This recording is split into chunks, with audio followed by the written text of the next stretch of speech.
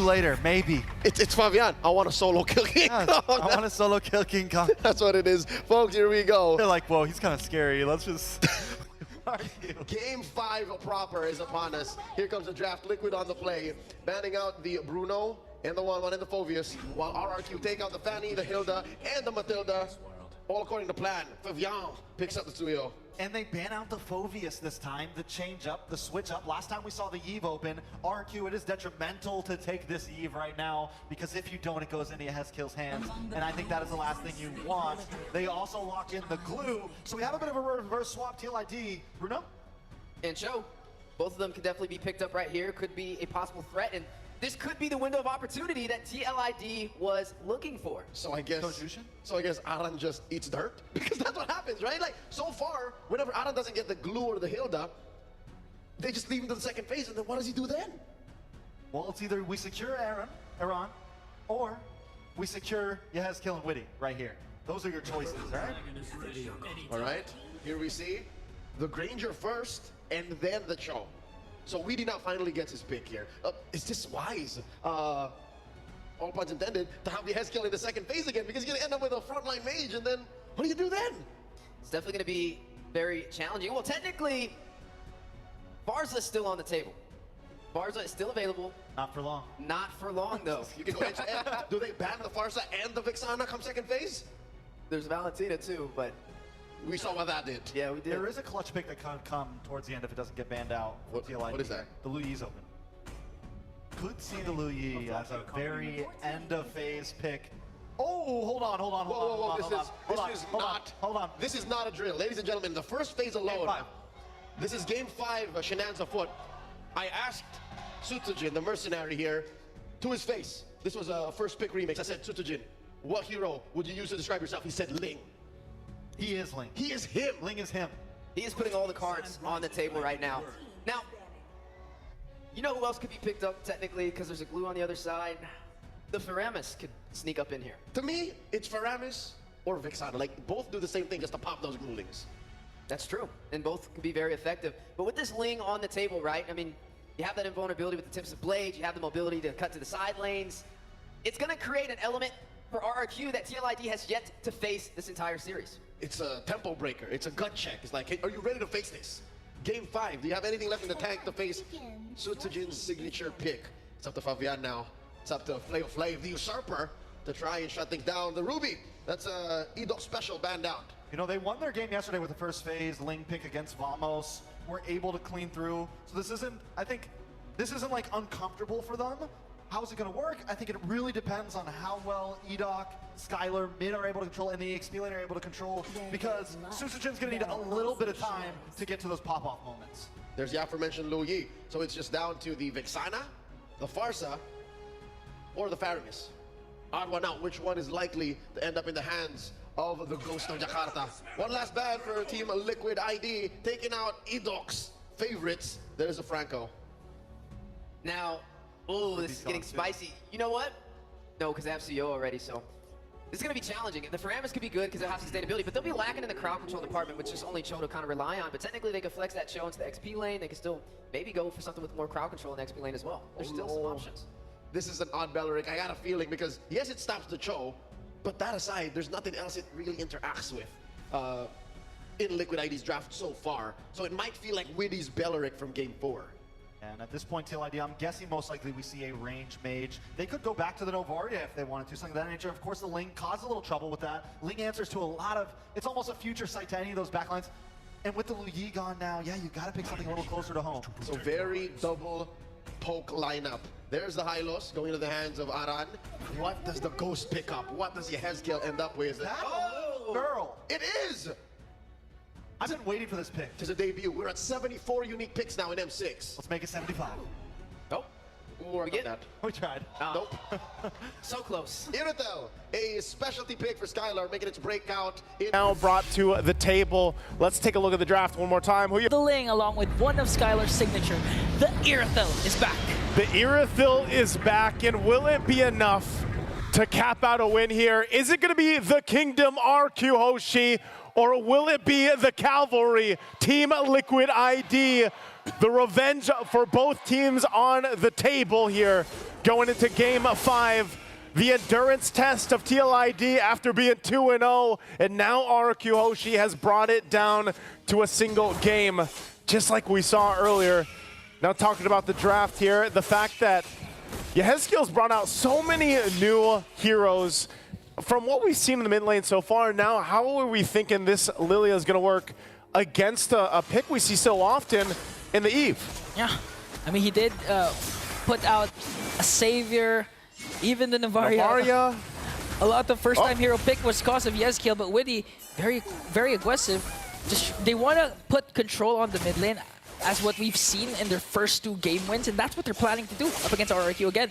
So they're going to have to do. Witty, so aggressive and so proactive on the Cho. He might get, you know, sometimes a little overzealous and get punished, but nonetheless, he's had a phenomenal performance up to this point. And looking at the emblems here, you know, this is the other thing. Susujin, like our panel said, you know, they asked him. He is the Ling, and he runs the war cry here. Fabian, though. Okay. Uh-oh.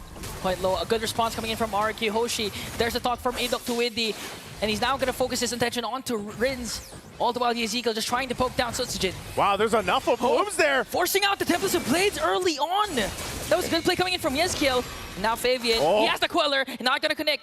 Susujin remains unbothered. Really limit testing, you know, in the early game at this point, already getting those Tempest Blades out. Oh, in a hook!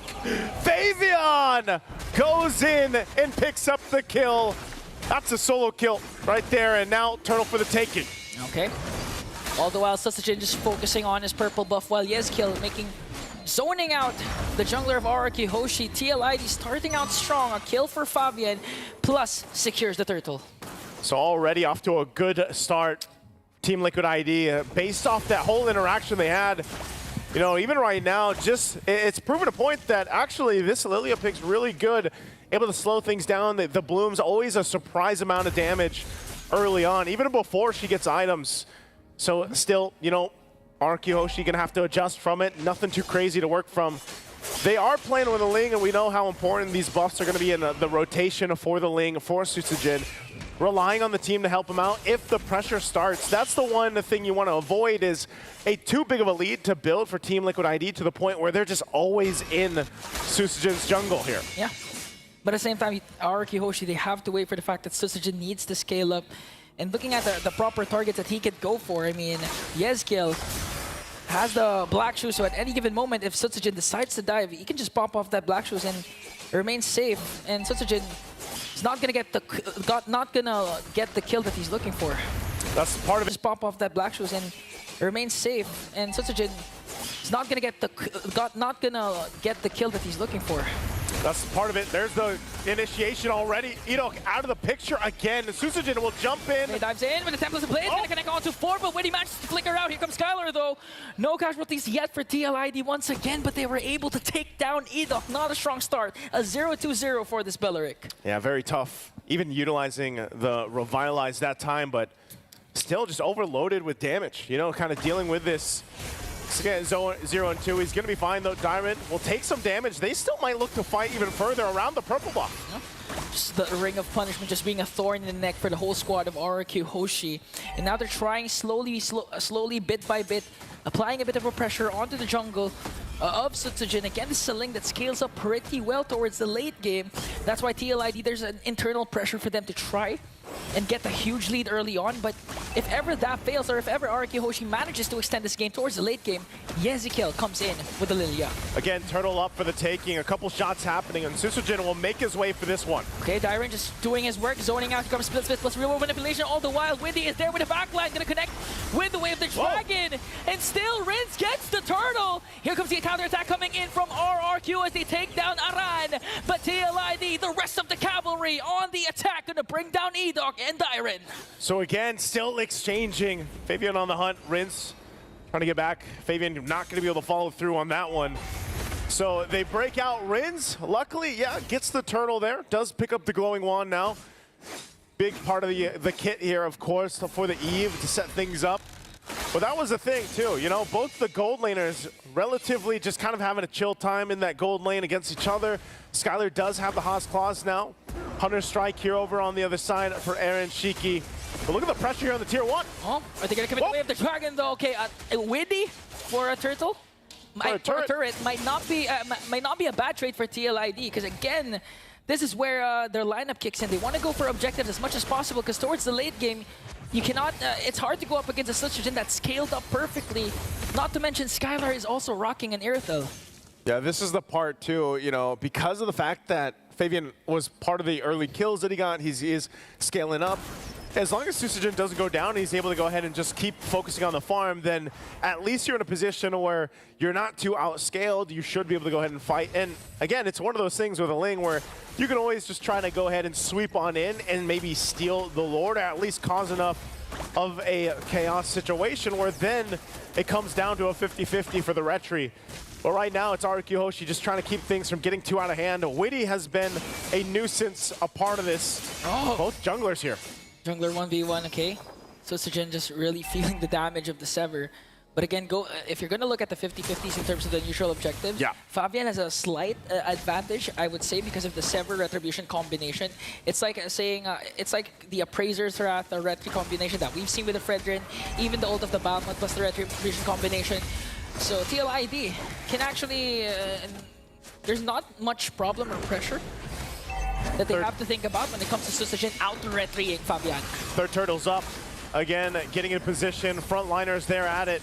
We'll see them set it up now. Okay, set up. Real world manipulation. Here comes Sutsujin though. Is he gonna go down as Darwin goes with the split? Gonna get caught up by 4 here as Aran. Okay, he has to revitalize, but is gonna get bursted down by Sutsujin. Whoa! Here comes the split. Still there. Still there, gonna get ganked up by 3. He's gonna fall down in the hands of Fabian, but all the while, RRQ gets the turtle plus the kill. So right now, you can safely say RRQ won that trade.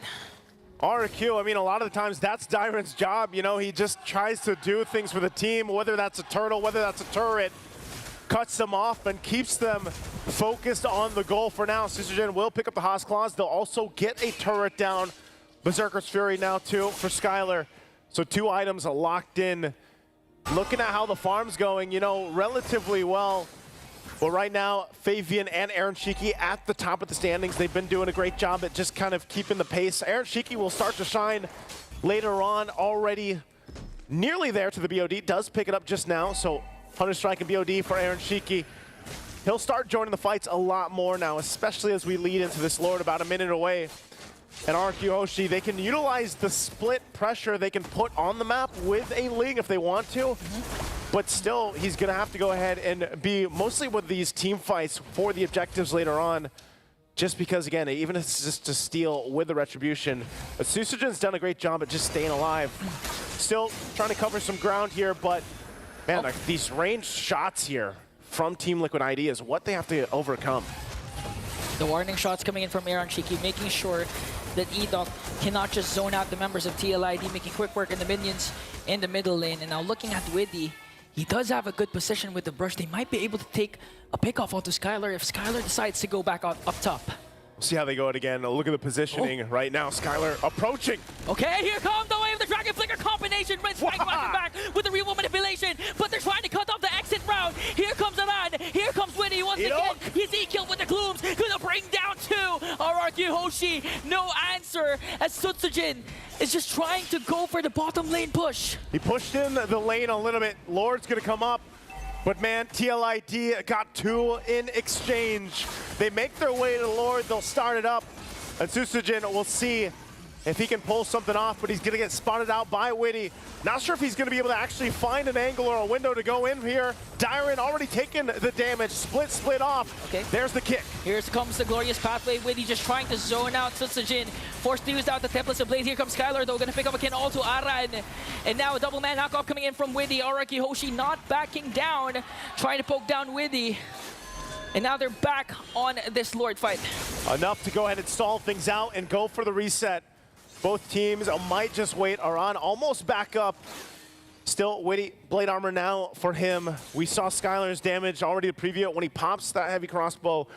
But now they set things up. Edok still on the front side of it, has the Revitalize nearly available. The Wrath of the Dryad. So they'll find themselves in this situation now, fighting for the Lord here. And despite this lead, even the poke coming out from Aaron Shiki, of course. He is going to have to be able to respect some of the damage coming out in return, but neither team can actually commit to this Lord just because of how much threat there is in around this Lord pit. Yeah, and at the same time, with you can't just go in for the Jeet Kune Do combination because of the presence of Edok with the Belleric. Once he sees or once he feels that Widow is going to go in for the engage, he can just cast the Wrath of Dryad and just foil the plan of TLID. And for the same time, RRQ Hoshi, it's not easy for them to just really try and go for the backline because, again, the glooms that Yeskill has been doing, 303 KDA, it's been a thorn in the neck of RRQ Hoshi, honestly. That's why Yeskill trying to zone out the members. Here comes Dyron, though. Is he going to cast a split? Real world manipulation coming in from Rins. Aaron Shiki just dishing out the damage with the Rhapsody. Rins has to flicker away. Aran caught in a bit of everything. There's the Glorious Pathway. Windy with a kick and going to bring down Dyron. Dyron already out of the picture again. A Lord goes for a reset. I think it might just be a full reset again, even with Dyron out of the picture. So still, neither team wanting to fully commit. They continue to test each other's limits. Susujin will go ahead and grab the purple buff. Edok trying to provide that vision, but TLID still wants to poke them down. Oh, they want to go for more! And gonna bring down Edok! Susujin got stunned and got bursted down by Aaron Shiki! TLID executed that to perfection! 2 kills plus the Lord! The patience from the Cavalry will help them win that fight. Again, they took their time, they poked from a distance, and then they collapsed down at the right moment. Now RRQ Hoshi on the defense. Again, with this Lord pushing in, they should be able to hold it together. They might lose that tier 1, some of the tier 2s, but they're still in the game. Skylar has been able to go ahead and farm up now, 3 items locked in. But you see where the difficulty is for RRQ Hoshi. It's the range battle. And that's been the case almost every single time, especially when a Granger is across from you with a Suyo. And right now, they're going to watch the tier 2 in the mid lane fall to this push from Team Liquid ID. Oh, Again, Aaron Shiki taking a couple shots on Susujin. He has to go back, quarter of the health left.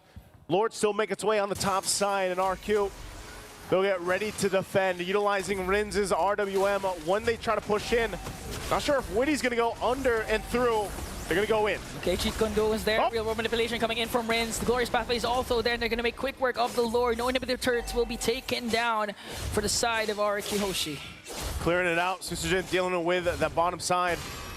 Ultimately dealing with the Lord, they're going to be fine, but they are going to lose still more in the jungle. You're seeing the gaps here between the gold lane, between nearly every single lane at this point. And you got to start to think, all right, RRQ Hoshi, how can they actually turn this game around? How can they win a team fight? Even if it comes down to the base, it might be up to them. But Edok, this Belleric has not been working out the way they've wanted to. A lot of the times he's just kind of slowed down and caught out. Yeskill as well. You know, the Gloom's enough for burning him down. I mean, this guy's got the Enchanted Talisman, the Glowing Wand, and the Wishing Lantern. And it just seems to eat away at the tankier members here of RRQ Hoshi. Yeah, honestly, the Belleric, it's more of a reactive type of hero wherein you're going to wait for TLID to go in full commit with the dive and then cast a Wrath of Dryad. But TLID knows this. They actually used this previously. Yeah. And they know how to work around Edok. So right now we have to commend Aran because Aran's been providing a lot of vision for TLID, enabling actually Widdy to find the proper angle for those Jeet Kune Dos. He doesn't even need the Way of the Dragon. The Jeet Kune Dos alone has been connecting to at least 2 members of RRQ Hoshi, setting themselves up for the burst that can come from Aaron Shiki. And now you got to see Halbert locked in here for Aaron Shiki. He's also got the Wind of Nature, so he has enough defensively, but also offensively to deal with that healing, that sustainability from RRQ Hoshi. Whether that's the Revitalize being dropped down, but so far, even without the Sea Halberd, they've just been able to overload the damage. I mean, look at the shots here. Able to just take down, you know, almost a half health with the Destinado alone.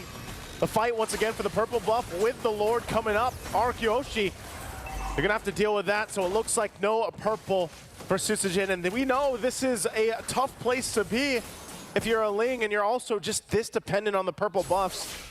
We'll see if they can make a play elsewhere, because right now, Team Liquid ID wants to make their way to the Lord. Yeah, but they're not going to burst down the Lord just yet, because again, Fabian actually uses Retribution, because that's how much they know how valuable is the purple buff for Susujin. A scaling type of hero needs that purple buff.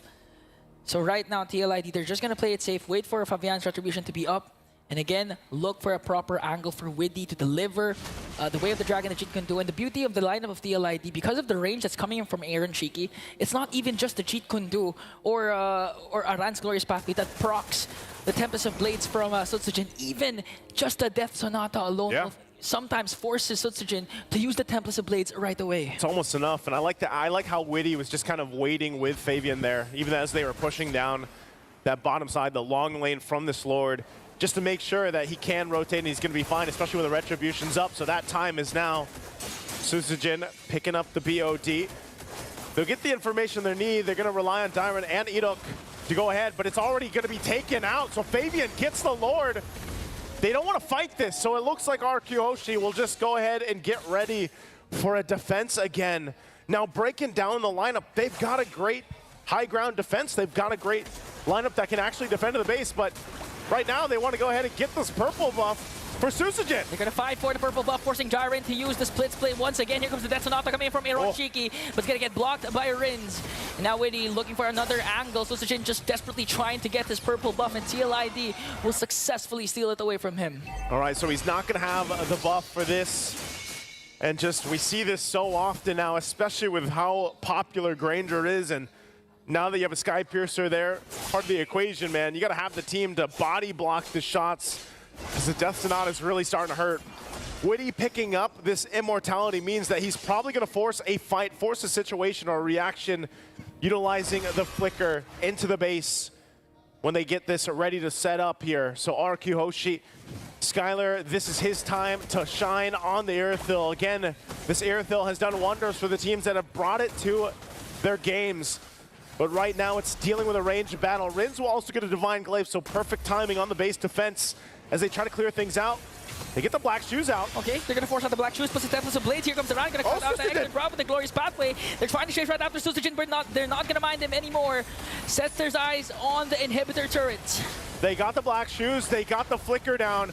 They still have to deal with the Lord here on the top side. RQ Hoshi wants to hold on to what they can, even if they're at the expense of the base turrets. Rins though. Oh, real manipulation, forcing the black shoes once again. This might be a go signal for RRQ Hoshi, but Fabian says no. Cutting off RRQ Hoshi. But still, that was still a good attempt for the Kingdom, because instead of losing all inhibitor turrets, they only lost one. And a lot of credit goes to Sutsujin because they forced out Yezekill's black shoes right away. Yeah, I would say successful defense by RQ Hoshi, holding down the walls of the base. Right now, 2 turrets still up. Despite being down this much, still got to give it to their lineup that they have here. Able to go ahead and lock things down. Rins as well. This time, they still get a position because they want to go ahead and allow that purple buff to be secured if it can and go in the hands of Sutsujin. It's going to work on the orange for now, but still, again, RQ Hoshi staying in the game. If they can drag it on a little bit further, they might actually be in a position to contest the next Lord that comes up here, because nearly itemization-wise, they almost have everything they need, at least damage-wise. Now, tankiness, they got to build up a little bit more. Sutsujin also picking up a Malefic Roar. Edok, you know, he's along the way. He's got an anti-Cuirass and a Radiant Armor. That's why you just kind of see him dealing with a lot of the damage. I mean, as tanky as he's supposed to be, as the Spellrick is supposed to be, it just doesn't feel like it. And it's not like you're going to be able to just surprise anyone because of the fact that, you know, they're going to see you coming from a mile away. Yeah, exactly. And they're playing against, too, a Glorious Pathway. Aran has been a really good... I mean, look at this. Look at the Gloom damage. Okay, they're going to try and work on the Lord and try and burst it down. Inner Cheek with that Sonata. Just look at Edok soaking up the damage. Too much. Aaron Cheeky might get a kill onto Edok there. Sutsujin trying to survey the scene. TLID still holding on to this Lord. Edok able to get away. RWM dropped down. There's a Glorious Pathway, though. The Lord still for the fight. Sutsujin goes down. Tempest of Blade going to try and catch Aaron Cheeky, but waiting with a Jitkundo kill. Assisted him off to Aaron Cheeky for that huge takedown. An answer for RRQ to bring down Aran. Dairon's immortality will be popped and gets a flicker out to safety. But Aaron Cheeky, does he have the ultimate, though? RQ Hoshi manages to lose Sutsujin, but TLID also got the Lord. The little Glue's trying to catch up, too, but I'm surprised Dairon stayed alive. Great usage of the flicker. They might, of course, be able to hold on still, as Sutsujin will be up in 20 seconds. They will have the rest of the waves to deal with, but by that time, also, RWM will be back. they'll have everything they need to go ahead and go for the defense, even the Revitalize perhaps here, depending on how long they stall this out. Susujin now seconds away from being up, and Team Liquid ID still down a run. We'll see how they manage this push in. They might just get the 2 base turrets left here. Sweetie charging up the Cheat Gundu again. He has the flicker plus the immortality, so they're not afraid to dive in all in. RRQ Hoshi just making quick work up Lord up top. No inhibitor turrets taken down once again. Still so far successful the defense for RRQ Hoshi, but this might change if TLID manages to find a proper angle. Still, these powered waves pushing in. Not sure if they're actually going to be able to get this. They do get a Black Shoes already out, though, from Yehezkiel. So again, Glorious Pathway, they want to take the bottom turret down. Okay, gonna try and work on the bottom lane turret, but RRQ Hoshi was ready for the response. Wow. Still saving one more hit of that turret, making sure that the walls of their kingdom are still there. RQ Hoshi will have, again, you can chalk it up to a successful defense. 21 minutes in as Skylar picks up the Malefic gun. And this has been enough time. Even the fact that a nice Queen Wand now in the hands of Rins, a fight that isn't in favor of Team Liquid ID around the next objective could turn this game completely over on its head. Dyron, though. They're gonna go full commit onto Dyron, forcing his split. Fabian! Oh, Fabian with the Queller! Making sure to break down the tankiest hero of RRQ Hoshi.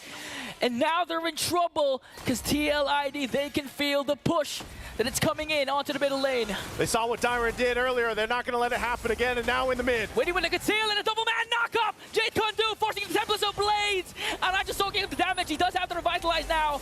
And RRQ Hoshi lost all inhibitor turrets. Aaron Shiki sets his eyes on Susujin, but Susujin manages to evade that.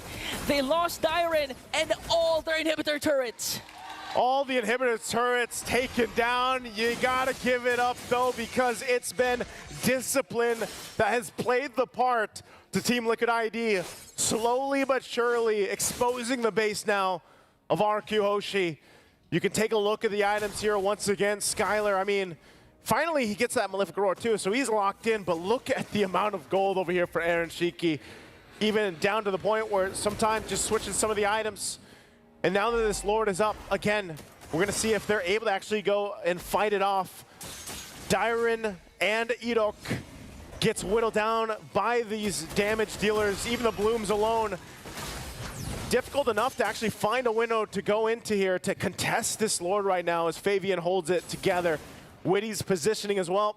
Might look for a play, but they take their time. This has been the story so far for Team Liquid ID, is just taking their time when they know that they have somewhat of an advantage against RQ Hoshi, but still respecting how this can change in the course of a team fight. Yeah, there's a fat wave up top building for TLID. Eventually someone has to deal with the wave up top as Susujin works on the purple buff. Just look at that Sonata forcing Rins and Edok to walk away. Aran cuts the exit route off with a glorious pathway, but gonna get a shutdown onto Ezekiel. A kick coming in from Witty. The Immortality will be popped and will be brought down by Aaron Shaky. The Death Sonata was just too much for them to handle as Susujin will fall down. Now they have to worry about the minions. The minions are already pushing into the base, but the Lord is secured by Team Liquid ID.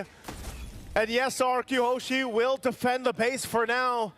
But again, for how long? And now almost 24 minutes into the game, you already saw how difficult it was. Susujin is just showing up the front side, gets taken out, and a Winter Crown and a Rose Gold Meteor picked up. Now for this push in, Lord making its way in the mid lane.